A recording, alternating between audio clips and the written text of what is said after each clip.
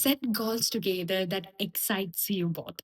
നമ്മളുടെ റിലേഷൻഷിപ്പ് നല്ല രീതിയിലാണോ മുന്നോട്ട് പോകുന്നത് എന്നുള്ളതിന്റെ ഒരു അളവ് പോലും കൂടിയാണ് ഈ ഒരു കാര്യം. അതായത് ടുഗെദർ ആയിട്ടുള്ള ഒരു ഫ്യൂച്ചർ നമുക്കുണ്ടോ എന്നുള്ളത് നമുക്ക് തന്നെ മനസ്സിലാക്കാൻ പറ്റുന്ന ഒരു വഴിയാണിത്.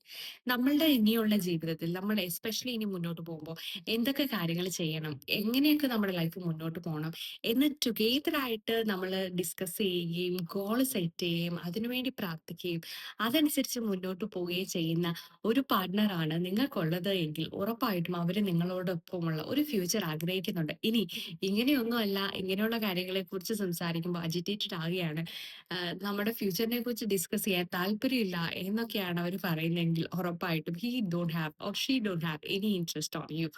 അപ്പോൾ നിങ്ങൾക്ക് ഒന്നിച്ച് നല്ല രീതിയിൽ മുന്നോട്ട് പോകാൻ നിങ്ങളുടെ ലൈഫിൽ നല്ല ലക്ഷ്യബോധം വേണം. നല്ല ലക്ഷ്യബോധമുള്ള ഒരു റിലേഷൻഷിപ്പ് ബിൽഡ് ചെയ്യാൻ വേണ്ടി ശ്രമിക്കുക. Thanks for watching.